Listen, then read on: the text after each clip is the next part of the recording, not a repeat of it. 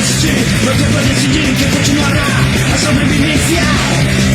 Legião Underground. Prazerzão tá participando aí do Legião Underground. Fudido demais aí, valeu pela oportunidade aí, massa.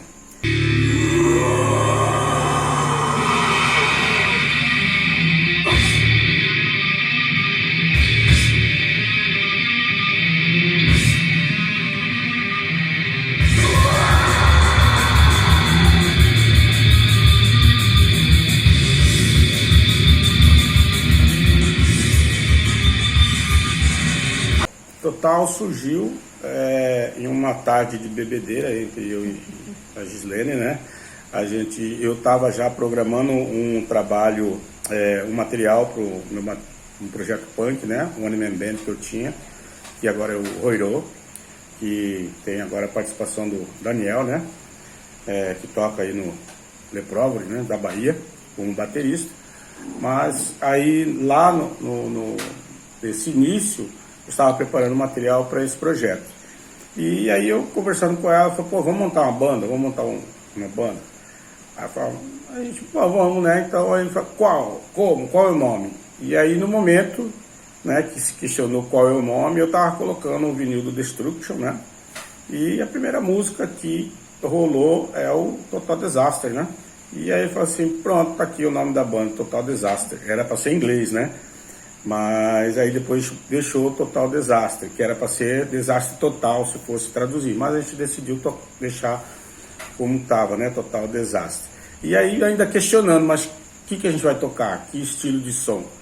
Aí eu falei assim, essa mesma desgraceira que estão fazendo aqui a gente vai fazer. Eu acho que é o que tem mais em comum entre eu e Rato, né? De pegada de som, eu sempre curti muito thrash metal, né? Eu falei assim, a pegada hardcore na bateria, então isso nos levou muito a decidir que tipo de som que a gente ia fazer. Apesar que Total Disaster não se prende somente ao thrash metal, né? Ele vai muito mais além. Eu acho que mistura várias vertentes, né? Então, não é uma banda somente thrash metal, né? Muitos chamam de death thrash, diz que tem black metal também, então acho que pra gente isso não é o importante, e sim fazer um som que consiga transmitir aquilo que mais nos influencia, nos três, né? Sim, então a banda era para ser só eu e ela, eu ia tocar tudo, né? Guitarra, baixo e bateria. Na época ainda tinha uma noçãozinha ainda de bateria. E aí a gente foi pro Cavernas Bar à noite e a gente comentando com o Cachorrão, né? E aí ele falou, vocês não querem baterista, né? Já foi intrometido e já se colocando na banda, né? Ele já tocava no Malignante, já estavam até com um material já próximo para a gravação. Aí falou, massa, né, cara? Então vamos lá. A ideia surge em maio, a gente começa a ensaiar em julho, mas aí houve algumas coisas que a gente meio que foi fazendo, e aí em setembro a gente voltou aí ensaiando mesmo. Eu estava sem instrumento, eu estava sem pedal e tal. E aí eu consegui pegar minha guitarra, arrumar minha guitarra, conseguir um pedal para a gente estar podendo voltar a ensaiar. E aí a gente foi, a partir disso, ensaiando para o primeiro material. Com isso, para final de meio de 2007, a banda surge em 2006, né? Meio de 2007 entra o Sadomaniac como segundo guitarra, que é o vocalista do Necrosodom. E depois a gente chama o Camilo, né? O Camilo que já tocava no War Empire, e outras bandas que também ele já tocava, né? Ele era multibanda, né? E pro baixo, para a gravação e pro show, que é esse aqui que a gente tocou do Disaster, né? 2008. E ele não ficaria mais na banda, mas com a gente ensaiando, fazendo shows, apareceu outros shows, e aí ele ficou definitivo na banda, né? E por conta de ter eu, a Gislene, o Camilo, o Sadomaníaco e o Cachorrão, foi entrando esses elementos, né? O Tropas da Morte ficou mais thrash metal, mas a partir do Infernal Mental Attack, a gente foi colocando a influência de cada um ali, na musicalidade. E aí a música foi o Sadomaníaco sai, né? Antes da gente gravar o Infernal Metal Attack. Aí entre eu, Camilo, Gislene e o Cachorrão, a gente foi colocando as características de cada um ali, o que mais influencia. Cachorrão e Camilo são mais death metal, né? Curte mais death metal. E eu e a Gislene a gente curte thrash, death, black metal, né? Eu sou de uma identidade mais punk e coloco também esses elementos punks no som. E a partir daí a gente já estrutura o Total Disaster, a partir dessas referências que a gente tem e que se torna a identidade do Total Disaster, né? Essa mistura de vertentes e que dá a cara mesmo do Total Disaster e que a gente está levando até e vai sempre levar, né? Sempre.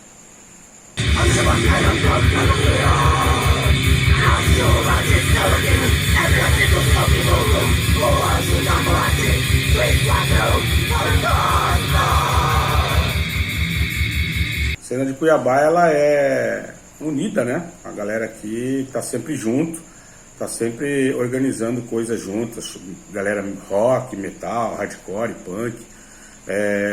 Aqui acho que em Cuiabá, acho que tem algumas cidades ainda que acontece isso, né? Desses shows mistos, né? Uma banda punk, uma banda hardcore, uma banda de metal, uma banda de rock, tudo no mesmo evento, né? Então a galera aqui é bem ativa, né? Estão sempre fazendo feira, eventos, shows, né? Tá tendo alguns shows aqui em Cuiabá, nunca para, né? Então a galera é bem unida mesmo, né? Com relação a um underground cuiabano ativo, né? Acho que o movimento aqui já teve até mais unido do que hoje em dia, né? A gente tinha um local que frequentávamos, que era a nossa segunda casa, que era o Cavernas Bar. Hoje nós não temos mais esse local como uma referência para o metal, né? O bar continua com outros proprietários, mas não da mesma forma. Então antes a gente tinha um local como a nossa casa e todos nós nos encontrávamos lá, isso gerava uma união maior, né? Uma proximidade maior. Então eu acho que nós já tivemos momentos melhores aqui em Cuiabá, mas não deixamos de certa forma de realizar os eventos, né? Acontecendo vários eventos aí, as bandas tocando, vezes no Cavernas, vezes em outros locais, mas continua aí a desenvolver, a movimentar o cenário, né?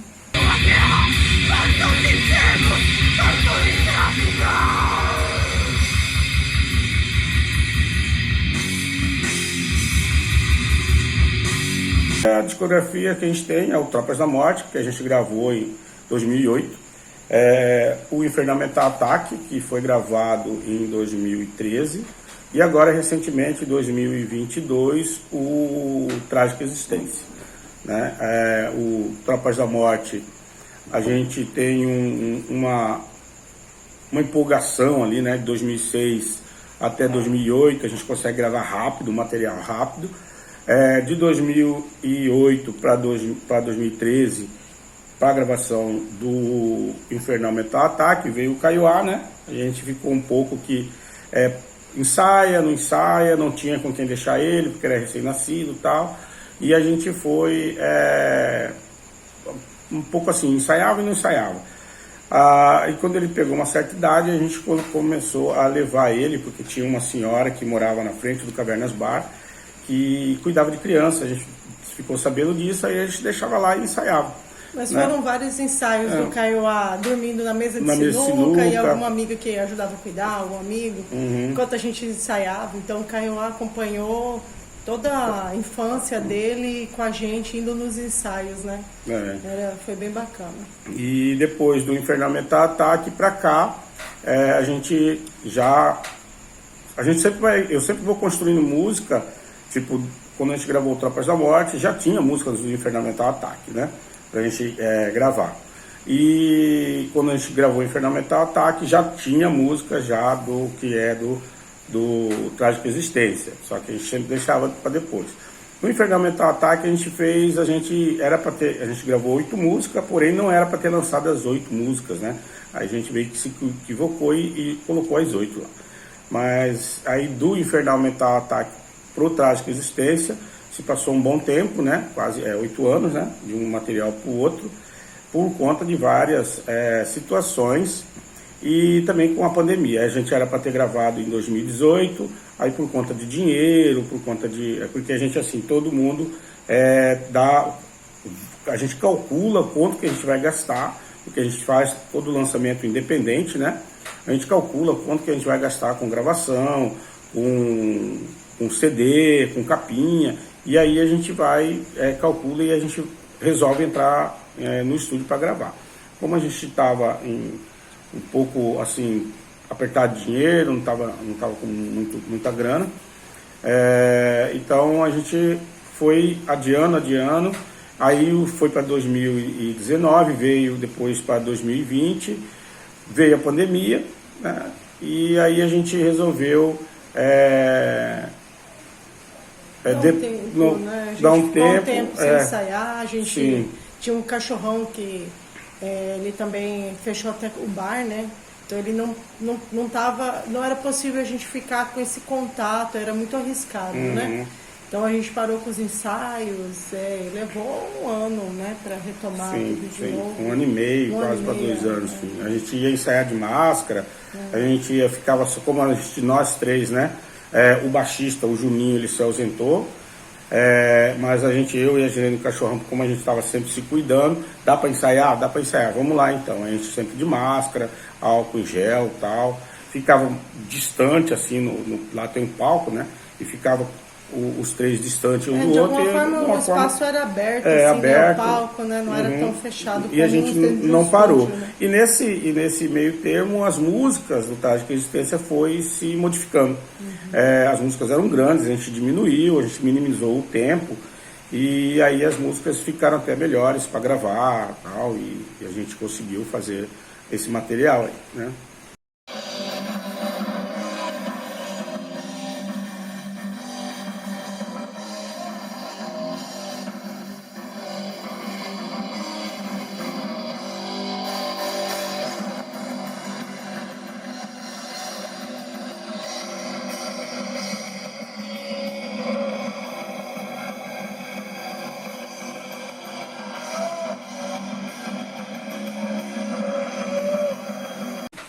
Então, como eu disse, Camilo entrou em 2008, né? E permaneceu no Total Desastre até 2017, né? 17 para 18, que ele se afastou por conta do trabalho dele, que ele tinha um objetivo, um sonho dele, né? Que era abrir uma choperia. E... Na verdade, ele já tinha choperia, mas ele queria era produzir o chopp, né? E aí isso tomava bastante tempo dele, ele fazia as entregas sozinho, todo o trabalho ali era bem puxado, apesar que ele tinha algumas pessoas que ajudavam ele, mas ele não conseguia estar presente nos ensaios, né? Enquanto a gente começava a ensaiar, ele chegava, no meio do ensaio ele tinha que sair para atender cliente, então acabou que ele teve que... Né, a gente entendeu a situação em que ele tinha essa prioridade com o trabalho dele, que era o que ele mais gostava de fazer, que era com a choperia. E aí a gente falou assim, por enquanto, né, cara, se dedica aí àquilo que você mais gosta e em breve a gente tinha falado dele voltar, né? Até um pouco antes da gente perder ele, a gente tinha até conversado com ele dele voltar para a banda como segunda guitarra, né? Sim, a gente falou quando ele saiu, entrou o Juninho, né? O Juninho também se ausentou por conta que agora ele trabalha com tatuagem, né? Tatuador, então também ficou uma vida corrida para ele. Ele está até viajando pelos interiores aqui, participando de workshop, muita coisa, então também ficou puxado para ele continuar na banda. E 2021, né? 2021, né? Que Dezembro. O Camilo faleceu. 2022 que ele faleceu. 2022. 2021, a gente, em dezembro, a gente foi lá, né? A gente pegou férias da escola, ela pegou férias do trabalho, e a gente foi lá na choperia. Falou, vamos lá, vamos sentar lá, vamos tomar um chopp. E aí lá, a gente conversando com ele, a gente falou, você não quer voltar pra banda e tal, já não tá, a choperia já tá de boa. Ele ficou pensando, só se, né, tiver horário ali, tiver aquele horário, porque eu ainda estou cuidando da choperia e a gente tem que seguir a risca o horário, né, de ensaio. Aí, como a gente tem toda uma correria, cachorrão tem o bar, ele fazia a correria do bar, tinha que comprar cerveja, tinha que comprar um monte de coisa pro bar, então o ensaio era marcado para as 15. A gente começava a ensaiar 15h30, 15h40, né, por conta dessas correrias. E aqui também a Gilene chegava do trabalho, aí ainda tinha que comer, tomar banho e tal, e aí que a gente ia pro ensaio, ver o caioaco, ver com o vizinho, para deixar o caioco com o vizinho, entre outras coisas, né? Então a gente acabava atrasando o ensaio sempre, né? Mas, e aí a gente teve essa conversa com ele falou, não, vamos seguir certinho o horário, né? E aí você volta para a banda como segunda guitarra, porque aí ia ficar a Gilene no vocal, eu guitarra, ele na segunda guitarra, o Juninho no baixo e o cachorro na bateria. E ele aceitou, a gente ficou bem contente, né, com isso. E quando entra 2022, né, ele... Foi em janeiro de 2021 que o Camilo faleceu. 2021. E ele, 2 anos e pouco já. Né? Aí ele foi, né, foi fazer um trabalho, que ele era engenheiro sanitarista. E aí ele foi fazer um trabalho com uma empresa que ele trabalha, para uma cidade interior aqui, e no retorno, né, quando ele estava já próximo aqui da cidade, o carro capotou na estrada e ele veio, né, bateu a cabeça numa pedra, parece que, como foi relatado pra gente, e aí sofreu já a morte instantânea, né? E para nós aqui, para todos os amigos, porque Camilo era nosso irmão, né, cara? Ensaio, aqui bebedeiras aqui em casa, os ensaios na casa dele, que ele tem um estúdio, tem, né? A família tem um estúdio lá, sempre ensaiava lá, bebia, os irmãos continuam com o estúdio. A família é muito próxima, a gente é muito próximo da família, a gente sempre esteve lá, sempre bebendo, fazendo churrasco, ensaiando, construindo música junto. Então a gente sempre, nós 4, né? Sempre tivemos muito juntos, assim, o tempo todo. Então, muita história para contar. Muita história para contar. E aí a perda dele foi, assim, muito triste assim, pra gente. A perca dele não foi só triste pra gente, né? Foi para todo mundo que tá... Várias bandas, né? Principalmente agora em Empire e o cenário aqui como um todo, porque ele é um cara, assim, que movimentava tanto eventos quanto os registros de todos esses eventos, né? A pessoa que mais registrou aqui em Cuiabá tudo que aconteceu durante todos esses anos, né? Desde de 2000 para cá, ele fez muitos registros, né? E a colaboração dele em tudo, né, cara? O cara é extremamente ativo no movimento, né? Então a falta dele é para muita galera, né? Muita gente. E não só no metal, o underground cuiabano. Ele era um cara que tinha muitos amigos, né, cara? Então, assim, foi bem pesado. E ainda a gente lembra dele o tempo todo, em tudo que a gente faz, principalmente com a banda, né? Tudo a gente lembra dele. Puta, Camilo, né? Então um cara que foi marcante demais. Até nas músicas do Trágica Existência, a gente fala assim, puto, o que será que ele poderia estar fazendo nisso, né? Porque ele sempre fazia os arranjos bacanas, que dava cara ao Total Desastre também. A gente fica pensando nessa música, ó, acho que o Camilo estaria criando um arranjo massa de baixo, né? Então a gente fica a falta, né? A gente sente a falta, você vai sentir a falta dele.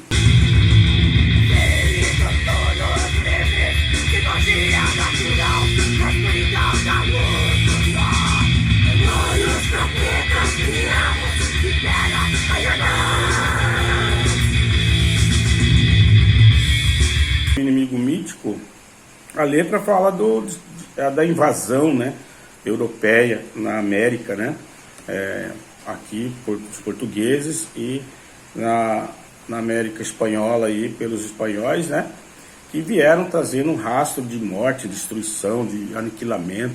E aí a letra Inimigo Mítico fala sobre isso, né, esse encontro, né, do europeu com aquilo que ele não entendia, com aquilo que ele não estava acostumado, né, a observar. Então ele, quando chega aqui, ele não conhece a língua nativa, ele não conhece a cultura, ele não conhece a religião, ele não conhece os ritos, ele não conhece a agricultura, a política, a economia, que era baseada nas trocas, né, entre outras coisas que as comunidades indígenas tinham, né, relações culturais também, econômicas, desses povos que já existiam aqui na América, né, do Sul, né. Então ele vem demonizando tudo. Então ele chega, ele observa e vem, né, essa questão com os jesuítas, né, de catequização das comunidades indígenas, né, e aqueles que não eram aceitos, né, aqueles que não aceitavam o cristianismo da forma, eram penalizados, eram mortos, né, eram castigados.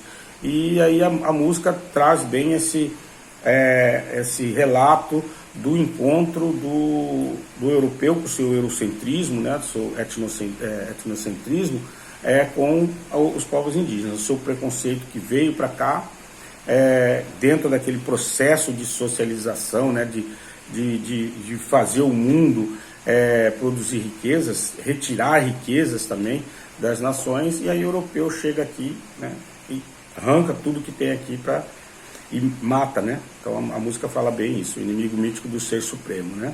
Que está dentro dessa lógica das relações místicas, né? Entre o europeu, que é o cristão, e as comunidades indígenas, que é politeísta, né? Que tem toda uma característica ritualística em torno de deuses, né? Então eles começam a demonizar todos os deuses e matar, né, os indígenas com a não aceitação do cristianismo. Mas aí também a letra, ela enfatiza muito os nomes desses deuses indígenas, né? Não é deuses, né? Como que pode se dizer? Entidades ao qual os indígenas se colocavam ali, né? Em termos de deuses, né? Como foi falado, e também dessa mitologia do mal que se colocava das comunidades indígenas, que é o Anhangá, o Andirá, né, o Juripari, entre outros, que são entidades assim que são, para eles são perversas, né? E são protetores das florestas ao mesmo tempo. Mas aí o europeu, ele transforma nisso num rito demoníaco de adoração ao demônio, né? Então, e também fala sobre os atos de costume, né? Como se alimentar dos heróis. A antropofagia, né? De ter a ideia de que comendo o outro, né? Você pegava a coragem do guerreiro, e isso acontecia muito entre sociedades guerreiras, né? Que ia pegar deste guerreiro a sua alma guerreira, ele ia ficar mais forte e tal. Aí você tinha a antropofagia. Então a letra praticamente faz essa alusão aí, né?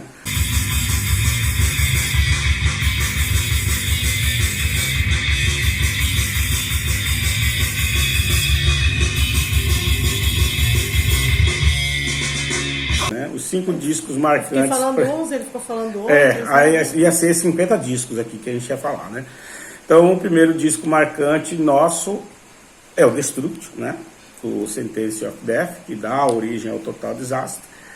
O Sodom, Agent Orange, né? Que também a gente acabou de escutar hoje mais cedo aqui.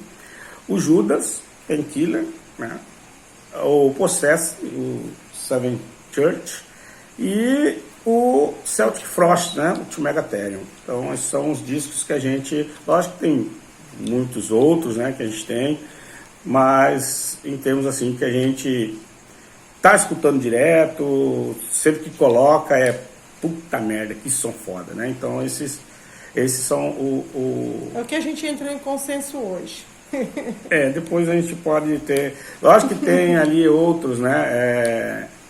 Eu tenho outros materiais que a gente tem, o próprio Mystifier, o Poisonous, que tem também um material muito marcante, Amy Corner, então Vulcano, Desaster, Vulcano, a gente tem várias referências aí e que, né, Dorsal, então a gente tem bastante coisa. Senão vai continuar então é isso aí, meu irmão.